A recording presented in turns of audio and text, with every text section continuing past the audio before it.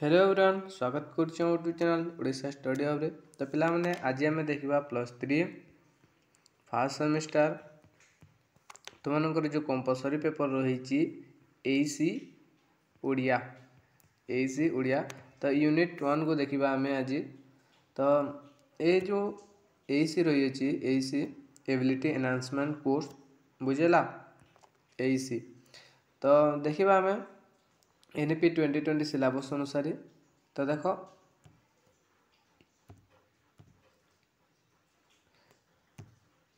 परिशुद्ध भाषा और लिखनर धारा, परिशुद्ध भाषा और लिखनर धारा जोटा कि यूनिट 1 रे रही। देख क नंबर रही शब्दर संज्ञा और शब्द शुद्ध शब्द और वर्णा शुद्धि। कौन रही शब्दर संज्ञा शुद्ध शब्द और वर्णा शुद्धि रही। तो ख नंबर विभाग में कौन रही रूढ़ीर अर्थ और प्रयोग विधि। तो यूनिट 1 रे रही दुईटी, गोटे हूँ शब्दर संज्ञा वर्णा शुद्धि आ गोटे हूँ रूढ़ीर अर्थ और प्रयोग विधि। तो आज आम देखा शब्दर संज्ञा शुद्ध शब्द और वर्णा शुद्धिर टॉप 50 शॉर्ट क्वेश्चन। तो देख पिला माने प्रथम प्रश्न रही देख शब्द क्या कह जाए। तो अर्थ प्रकाश करतुबा एकाधिक वर्णर मिलन रे शब्द गढ़ा जाए। तो अर्थ प्रकाश करतुबा एकाधिक वर्णर मिलन रे जो शब्द गढ़ा जाए ताहाकू शब्द कह जाए। तो सब अर्थ प्रकाश करतुबा एकाधिक वर्णर मिलन रे शब्द गढ़ा जाए बुझेला। तो नेक्स्ट प्रश्न रही देख शब्द भंडार को केते भाग में विभक्त करा जायछि।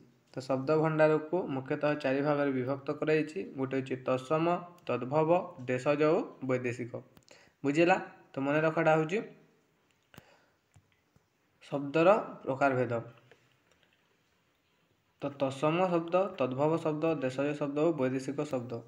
तो शब्द भंडार को 4 भाग में विभक्त कराई बुझेला। नेक्स्ट तत्सम शब्द क्या कहुए। तो देखा तो संस्कृत भाषा रे थिबा अनेक शब्द अविकल भाव में ओडिया भाषा रे व्यवहृत होते ताहाकू तत्सम शब्द बोली कह जाते। कौन कहला संस्कृत भाषा रे थिबा अनेक शब्द जो संस्कृत भाषा रे रही अनेक शब्द तो अविकल भाव में ओडिया भाषा रे व्यवहृत होते ताहाकू तत्सम शब्द बोली कह जाते बुझेला। तो देख पिला माने परवर्ती प्रश्न रही तत्समर अर्थ कौन। तो देखा तत्समर अर्थ होची तापरी। तत्समर अर्थ होची तापरी बा संस्कृत भाषा रे ताहा सहित समान। तो तत्समर अर्थ होची संस्कृत रे भाषा सहित समान बुझेला। नेक्स्ट तो दुईटी तत्सम शब्द लेख, दुईटी तत्सम शब्द लेख कही पिला माने। तो देखिबा तुमे गोटे होची ईश्वर आ गोटे होची आदित्य। ईश्वर और आदित्य एटा होची दुईटी तत्सम शब्द बुझेला। नेक्स्ट देखिबा हमें अर्ध तत्सम शब्द क्या कह जाए। तो देख पिला माने अर्ध तत्सम शब्द क्या कह जाए। तो केतेक शब्द ओडिया भाषा रे व्यवहृत हैला बेले सामान्य परिवर्तन होता है ताहाकू अर्ध तत्सम शब्द बोली कह जाते बुझेला। तो देख कही केतेक शब्द ओडिया भाषा रे रही केतोटी शब्द ताहा ओडिया भाषा रे व्यवहृत हैला बेले सामान्य परिवर्तन होते ताहाकू अर्ध तत्सम शब्द बोली कह जाते। तो एग्जांपल अछि देख अल्प, अल्प जोटा कि अलप होइछि, ठीक सेमिति कर्म करम होइछि बुझेला। तो देख अल्प अल्प अलप होइछि पिला माने, ठीक सेमिति कर्म करम होइछि, कर्म करम बुझेला। बहुत इजी पिला माने। देख नेक्स्ट होइछि तो एटा बुझिल केतेक शब्द ओडिया भाषा रे व्यवहृत हैला बेले सामान्य परिवर्तन होते ताहाकू अर्ध तत्सम शब्द बोली कह जाते बुझिला। नेक्स्ट तद्भव शब्द क्या कह जाए। तो देख पिला माने तद्भव शब्द संस्कृत भाषा ओडिया को आसवा बेले परिवर्तित होइतिबा अनेक शब्द आम भाषा रे देखिबा को मिली थाए ताहाकू तद्भव शब्द बोली कह जाते। तो संस्कृत भाषा ओडिया भाषा को आसवा बेले परिवर्तित होइतिबा अनेक शब्द आम भाषा रे देखिबा को मिले ताहाकू तत्सम शब्द बोली कह जाते। तो देख तद्भवर अर्थात तहिरु जात तहिरु उद्भव पिलाने ତଦ୍ଭବର ଅର୍ଥ ହେଉଛି ତହିଁରୁ ଉଦ୍ଭବ, ତହିଁରୁ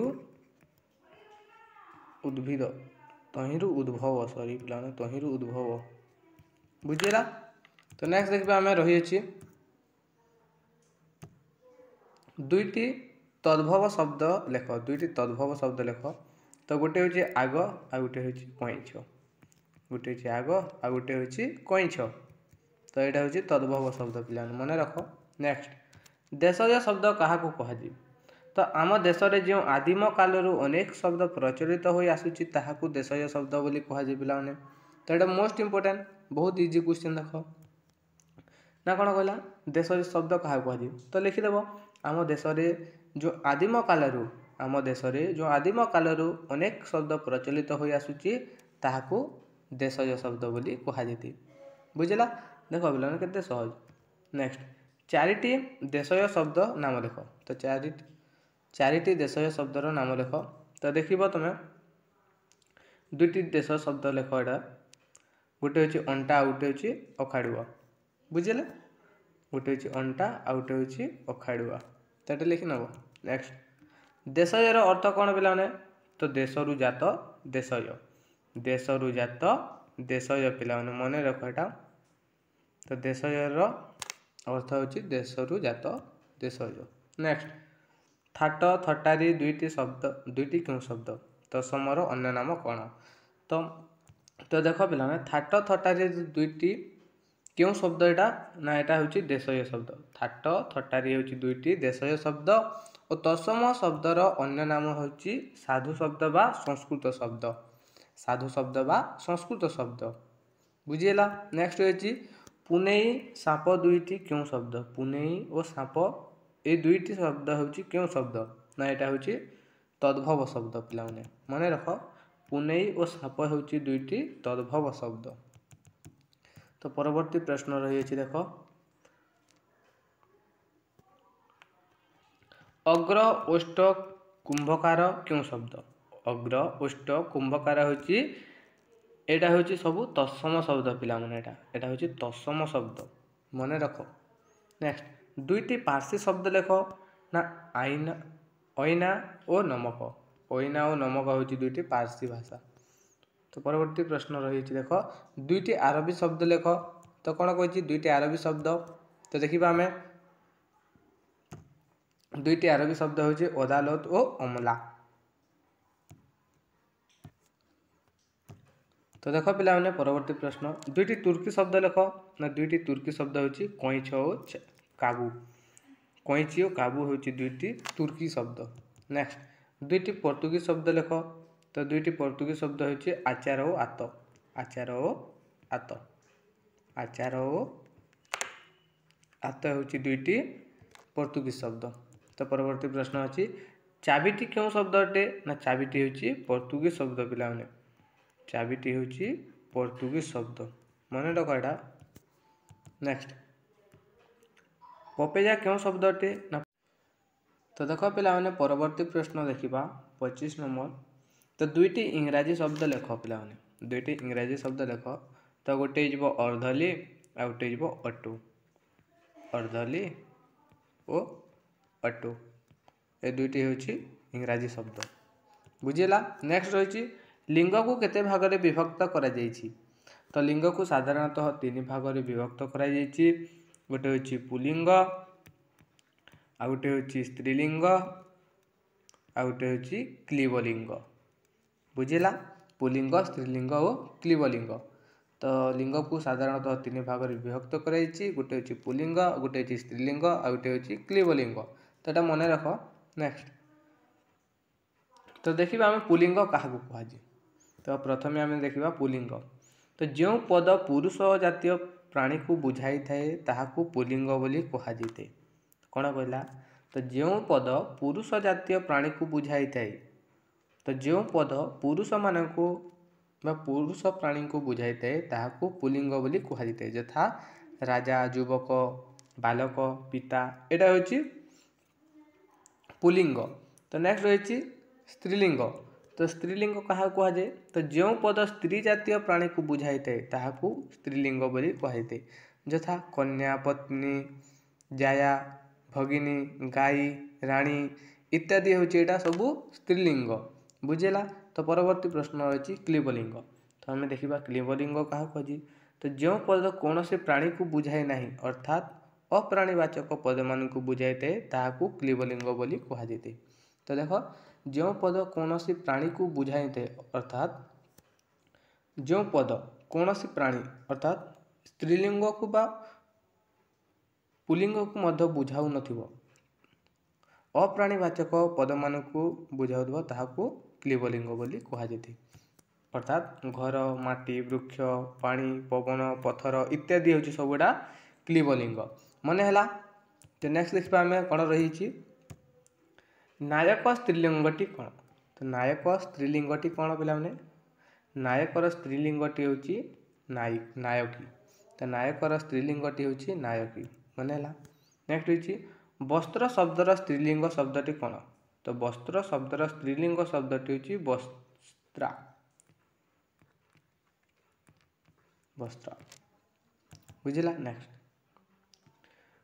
प्रत्यय शब्दर स्त्रीलिंग शब्दटी कौन। प्रत्यय शब्दर स्त्रीलिंगटी शब्द होती प्रतीचि प्रतीचि। नेक्स्ट पिशाचीर पुलिंग शब्द कौन पिलाने। पिशाचीर पुलिंग शब्दटी होची पिशाच पिशाच एटा मन रख एटा पिशाच पिशाचीर पिशाच प्रत्ययर प्रतीचि वस्त्रर वस्त्रा नायकर नायकी। ठीक सेमती अच्छी गार्गीर पुलिंग शब्दटी कौन गार्गीर गार्ग हम पे गार्ग। नेक्स्ट रही देख डेंगीर पुलिंग शब्द कौन। डेंगीर हूँ डेंगा। वचन क्या कहुए पे तो देखा जहाद्वारा वस्तुर व व्यक्तिर संख्या जना पड़े ताहाकू वचन बोली कहुए। जहाद्वारा वस्तुर व व्यक्तिर संख्या जना पड़ी थाए ताहाकू वचन कहुए। तो वचन को दुई भाग में विभक्त कराई गोटे हूँ एक वचन आ गोटे हूँ बहुवचन। तो आम प्रथम देखा एक वचन। तो एक वचन क्या कहुए जो पद जनक बा गोटे को बुझाई थे ताहाकू एक वचन पद बोली कहुए बुझिला। जो पद जनक बा गोटे को एक जन को बुझाई थे ताहाकू एक वचन पद बोली कहुए। तो नेक्स्ट रही बहुवचन क्या कहुए तो जो पद एकाधिक पद को बुझाई थे ताहाकू बहुवचन बोली कहुए। जो पद एकाधिक पद को बा दुई रु अधिक पद को बुझाई थे ताहाकू बहुवचन बोली कहुए बुझेला। तो देखा आम परवर्ती प्रश्न कौन रही टीए टाए गुड़िए खंडे गोटे ये सब हूँ क्यों वचन। तो ये सब हूँ गोटे एक वचन अटी। तो टीए टाए गुड़िए खंडे गोटे यह सब हूँ एक वचन पिलाने कारण एगुड़िक सब जन को ही बुझाऊँगी। नेक्स्ट एमाने मान गुड़िक गुड़ाक यथा इत्यादि हूँ क्यों वचन ना यहाँ सब हूँ बहुवचन कारण यहाँ दुई रु अधिक जन को बुझाऊँगी बुझेला। नेक्स्ट हूँ पुरुष केते प्रकार। तो देखा पे पुरुष साधारणतः तीन प्रकार गोटे हूँ प्रथम पुरुष गोटे हूँ द्वितीय पुरुष और गोटे हूँ तृतीय पुरुष बुझीगला। तो पुरुष को साधारणतः तीन भाग में विभक्त कराई गोटे हूँ प्रथम पुरुष द्वितीय पुरुष और तृतीय पुरुष मन रख एटा। तो आम प्रथम देखा प्रथम पुरुष। तो प्रथम पुरुष गुड़िक लेख जोटा कि मु आमे आम्भे माने आमे आम्भे आम्भे माने प्रथम पुरुष एटा बुझेला। तो द्वितीय पुरुष कौन तो तू तुमे तुम्हें माने हूँ द्वितीय पुरुष। ठीक सेमती से जे किए एहा एही ताहा से माने जो माने क्यों माने यहाँ हूँ सबू तृतीय पुरुष पिलाने। तो बुझीगला। तो यहाँ तुम +3 फर्स्ट सेमिस्टर जो तुम कंपलसरी पेपर रही एसी ओडिया। तो यूनिट 1 रो मोस्ट टॉप 50 शॉर्ट क्वेश्चन। तो आशा करूँ वीडियोटी भल हो वीडियोटी भल होते तुम सांगसाथी मानक शेयर करदेव जहाँद्वारा से उपकृत हो पारे। धन्यवाद।